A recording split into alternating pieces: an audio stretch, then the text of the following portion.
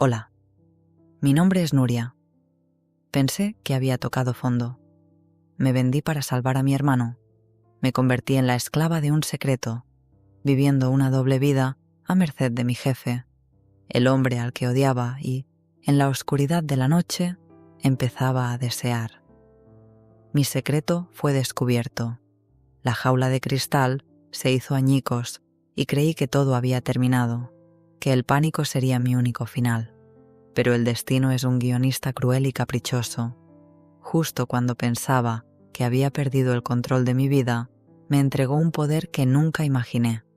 Un poder que me permitiría enfrentarme a mi captor, mirarlo a los ojos y devolverle su jaula.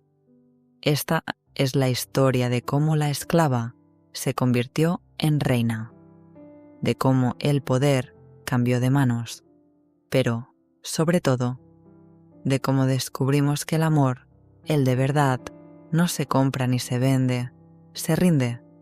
No te voy a contar un cuento de hadas, ni una tragedia. Te voy a contar, simplemente, la historia de mi vida, la verdad y sus cenizas. El viaje de vuelta en el coche negro fue una tortura silenciosa. El mensaje de Laura vibraba en mi bolsillo como una bomba de relojería. Cada semáforo en rojo, cada curva de la carretera que me devolvía a mi vida real, era un martillazo en mi conciencia. Cuando por fin llegué a la Barceloneta, el aire salado de la madrugada me pareció irrespirable. Laura me estaba esperando, sentada en el escalón del portal. Su rostro, normalmente cálido y lleno de vida, era una máscara de dolor y decepción. No me gritó. No me insultó, simplemente me miró, y en sus ojos vi la pregunta que me había hecho por WhatsApp: ¿en qué te has convertido? Subimos a mi piso en silencio. Los niños dormían. La paz de mi hogar contrastaba brutalmente con la guerra que estaba a punto de librarse en el salón. Le preparé una tila que ninguna de las dos se iba a tomar, y entonces se lo conté todo. Las palabras salieron de mi boca como un veneno que llevaba demasiado tiempo conteniendo. Le hablé de la enfermedad de David, de la crueldad de mi tía, de mi visita desesperada al despacho de Víctor Roca. Le conté el pacto, las noches de los jueves, la humillación, el miedo. Y lo peor de todo, le confesé la verdad más terrible, que en algún punto del camino, en medio de la sumisión y el odio, había empezado a sentir algo por él, algo oscuro, adictivo y retorcido que no me atrevía a llamar amor. Cuando terminé, el silencio en la habitación era tan denso que casi se podía tocar. Laura lloraba en silencio, las lágrimas rodando por sus mejillas. No lloraba por mí, lloraba por la amiga que creía haber perdido. Su respuesta, cuando llegó, no fue de compasión, sino de una furia helada. Me dijo que no me reconocía, que la Nuria que ella conocía, la luchadora, la mujer orgullosa, jamás se habría vendido.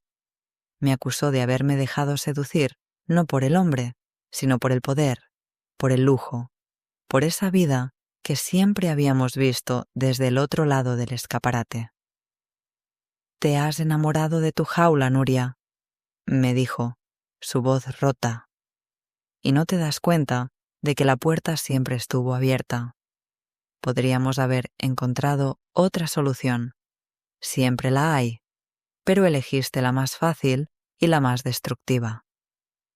Sus palabras eran injustas, eran crueles, pero en el fondo sabía que una parte de ella tenía razón.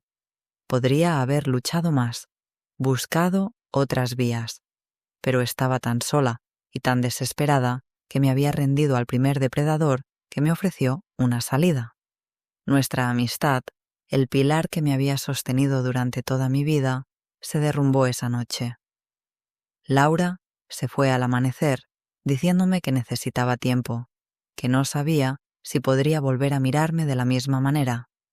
Y yo me quedé sola, en medio de las ruinas de mi vida, con una única y dolorosa certeza. Había salvado a mi hermano, pero en el proceso me había perdido a mí misma. Ese día no fui a trabajar. Llamé y dije que estaba enferma. No podía enfrentarme a Víctor. No podía mirarle a la cara sabiendo que mi secreto ya no era solo nuestro. Me pasé el día en la cama, en un estado de duerme-vela, dejando que el dolor y la vergüenza me consumieran. Estaba acabada. Él había ganado. Me había roto. La herencia del diablo. El teléfono sonó a media tarde. Era un número desconocido de un despacho de abogados del Paseo de Gracia. Un hombre con voz de notario me informó, con una frialdad protocolaria, de que mi tía, Isabel Giner, había fallecido. Un infarto fulminante mientras dormía. La noticia no me produjo ninguna emoción, ni pena, ni alegría, solo un vacío inmenso. La mujer que me había humillado hasta el tuétano, que había despreciado a mi familia, ya no existía. El abogado continuó. Me informó de que, para sorpresa de todos, mi tía me había nombrado heredera universal de toda su fortuna. El mundo se inclinó. Pensé que era una broma macabra, pero él siguió hablando de acciones, de propiedades, de fondos de inversión, cifras que mi cerebro era incapaz de procesar. Al parecer, en un último acto de un retorcido sentido de la justicia, o quizás de culpa, mi tía había decidido devolver a la familia de su hermano todo lo que les había negado en vida. Colgué. Me quedé mirando la pared, en shock. Millonaria. La palabra no tenía ningún sentido. Ayer era una esclava. Hoy era una de las mujeres más ricas de Barcelona. La ironía era tan brutal, tan cósmica, que empecé a reír. Una risa histérica, al borde de la locura, que se convirtió en un llanto profundo y liberador. Lloré por mi amiga perdida, por mi dignidad vendida, por el infierno que había atravesado. Y cuando me sequé las lágrimas, sentí que algo dentro de mí se recolocaba.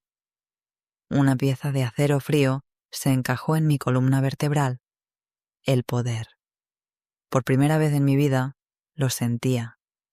No era el poder prestado de estar al lado de Víctor. Era mío. Un poder real, tangible, que podía convertir el mundo en mi tablero de ajedrez, y supe exactamente cuál iba a ser mi primer movimiento.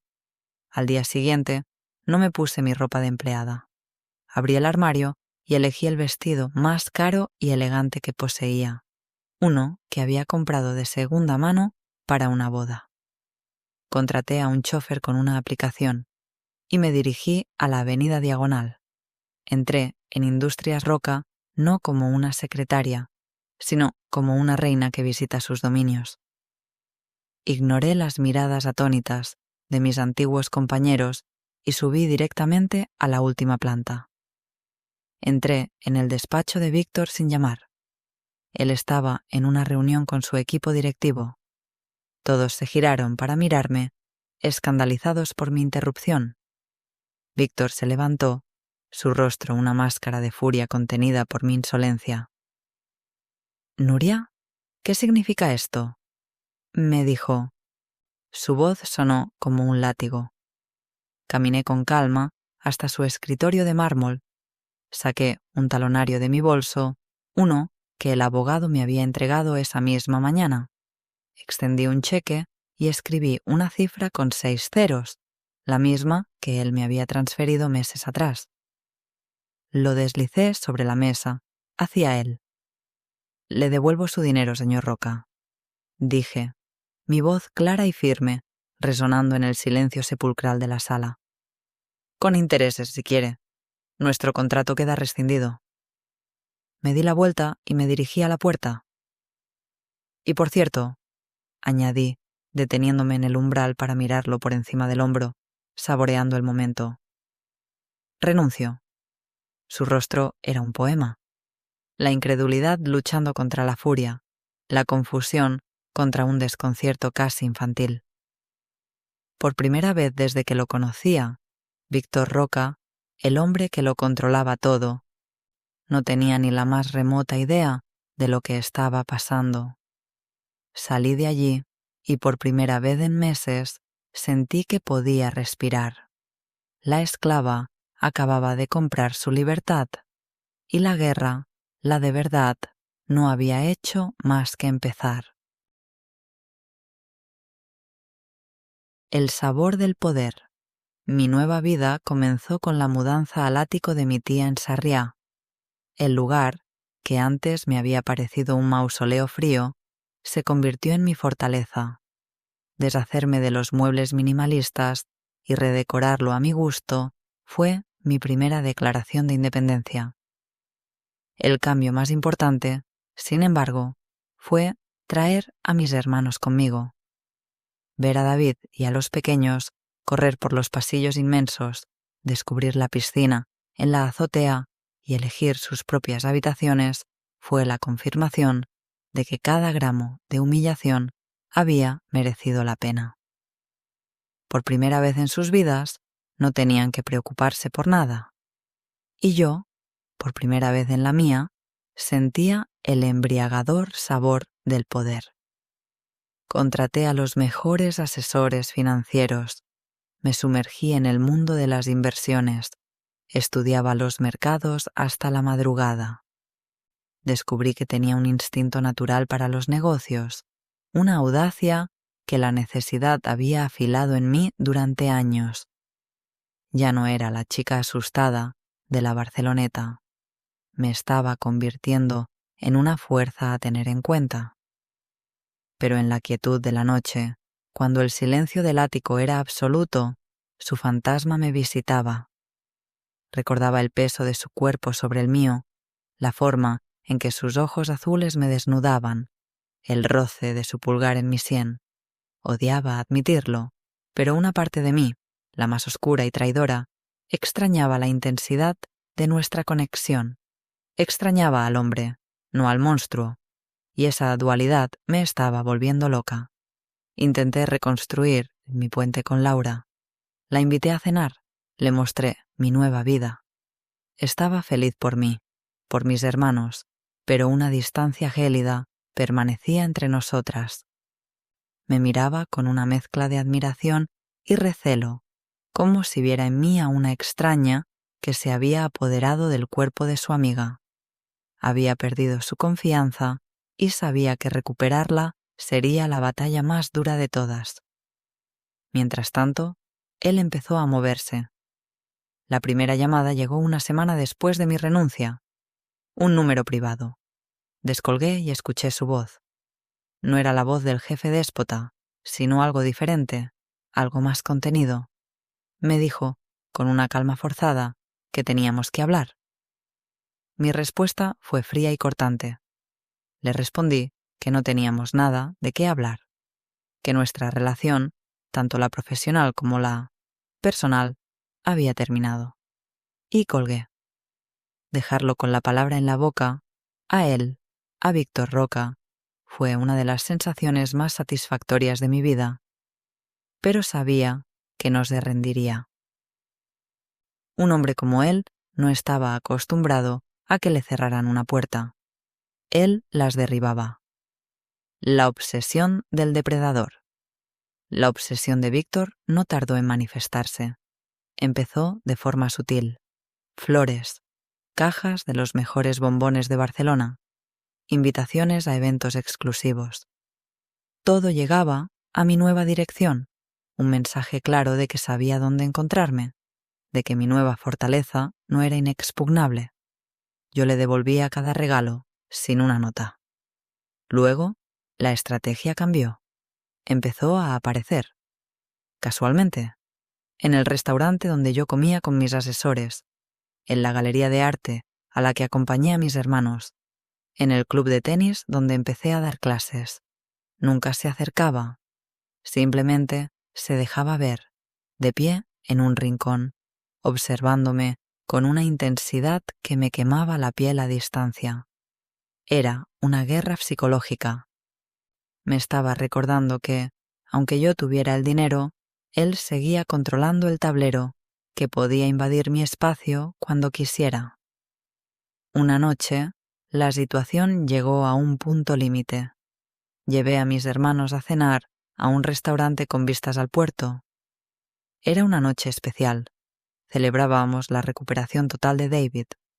Estábamos riendo, felices, por primera vez en mucho tiempo, una familia normal. Y entonces lo vi. Estaba sentado solo en la barra, con un whisky en la mano, mirándome fijamente. La rabia, una rabia pura y volcánica, se apoderó de mí. Este era mi espacio, mi familia, mi momento, y él no tenía derecho a contaminarlo con su presencia.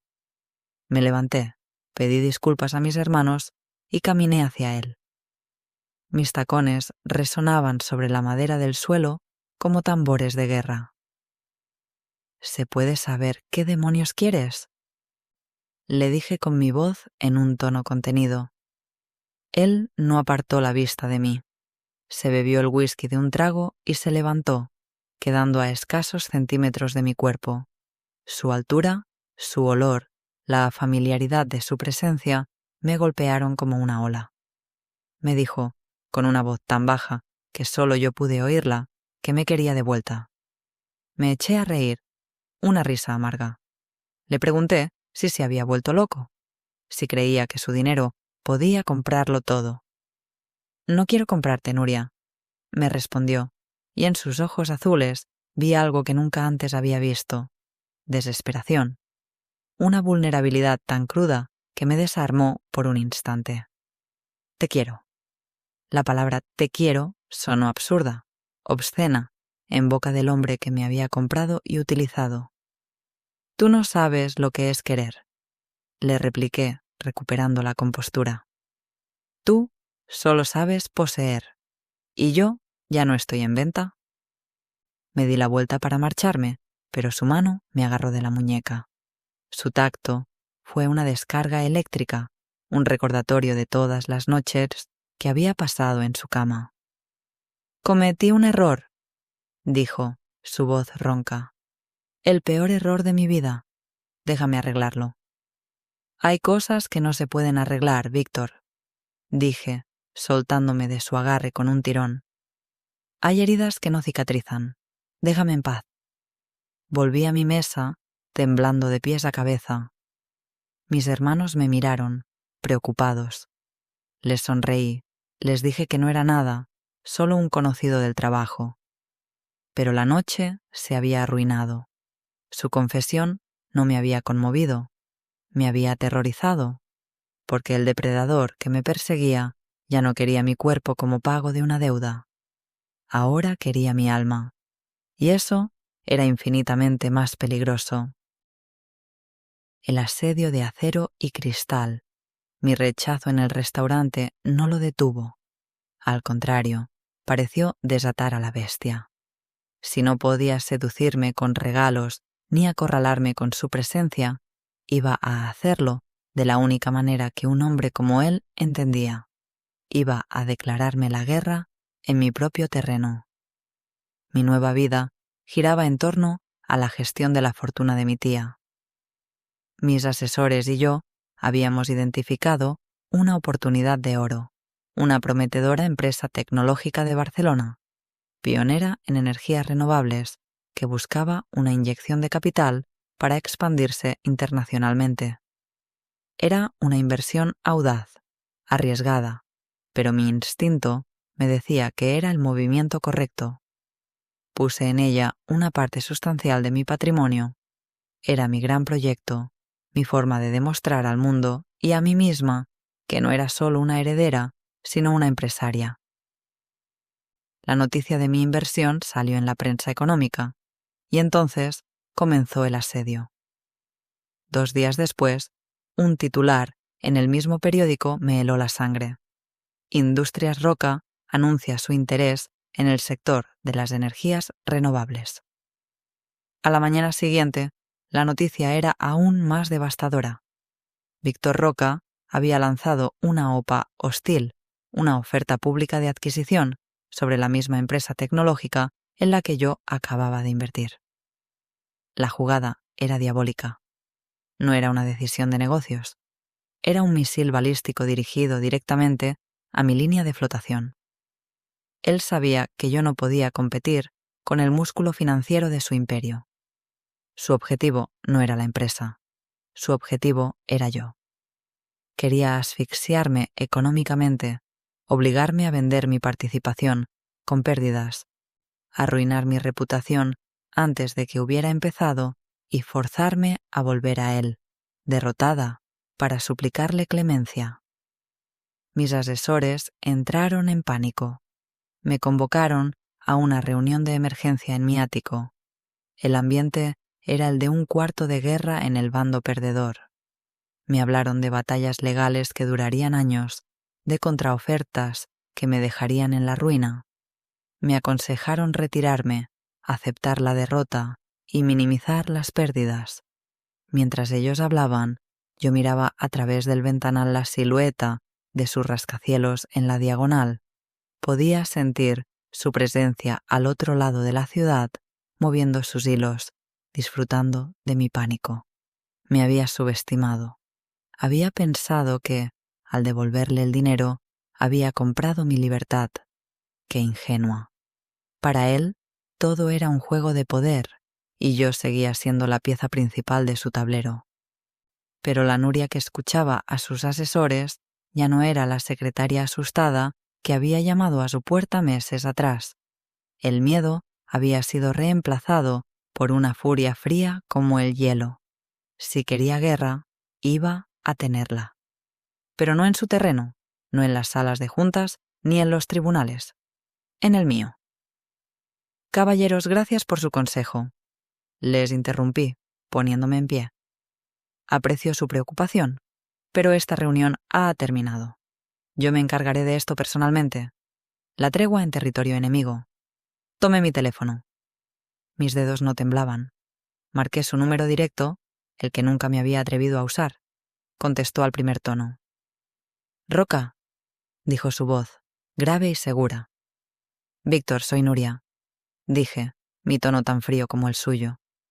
Tu espectáculo es admirable, pero innecesario. Cancela la OPA. Hubo un silencio al otro lado. Pude imaginar su sorpresa, su media sonrisa de victoria. Me dijo, con una falsa cordialidad, que los negocios eran los negocios, que su interés en la empresa era puramente estratégico. No me tomes por estúpida, le corté. Ambos sabemos de qué va esto, así que te propongo un trato. Retírate y yo aceptaré cenar contigo. Otro silencio, más largo esta vez. Lo había descolocado. Esperaba súplicas, no una negociación. Me preguntó dónde. Aquí, respondí. En mi casa, esta noche, a las 9. Y colgué.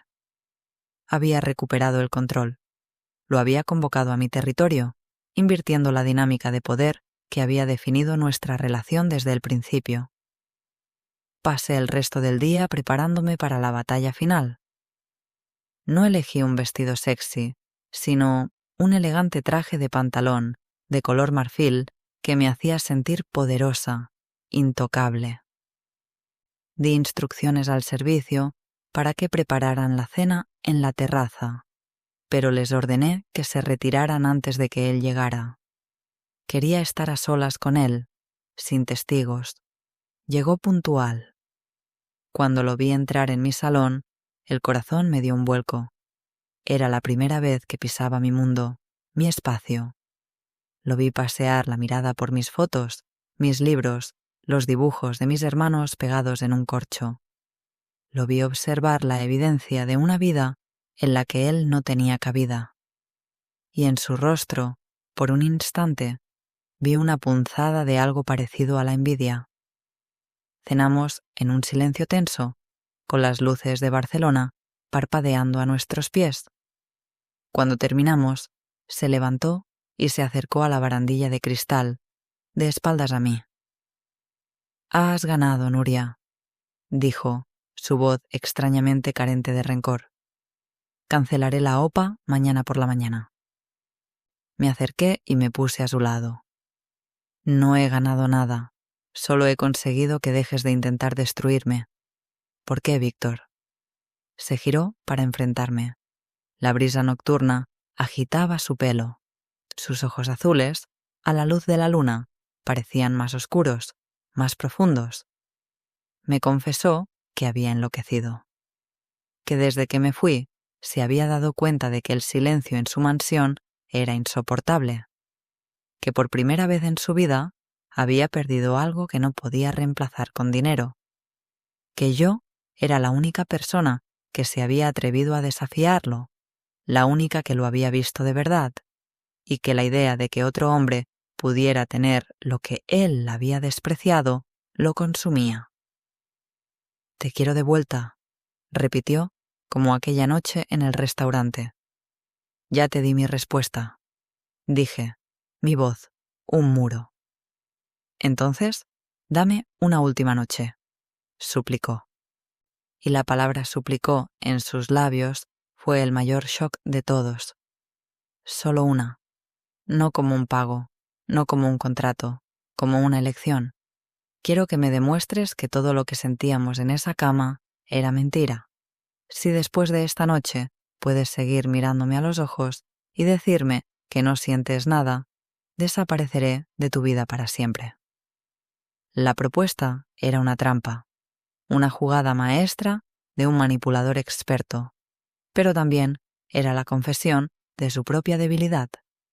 Ya no me ordenaba, me retaba. Me estaba ofreciendo la paz a cambio de una rendición que, por primera vez, sería por elección propia. Me quedé allí, mirándolo, con el viento de Barcelona acariciándome el rostro.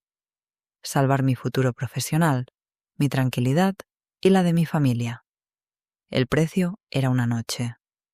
Una noche para enfrentarme a la verdad de mis propios sentimientos, a ese deseo oscuro que me había negado a mí misma durante meses. La guerra estaba a punto de terminar, y la única forma de ganarla, paradójicamente, era rindiéndome. La rendición, acepté.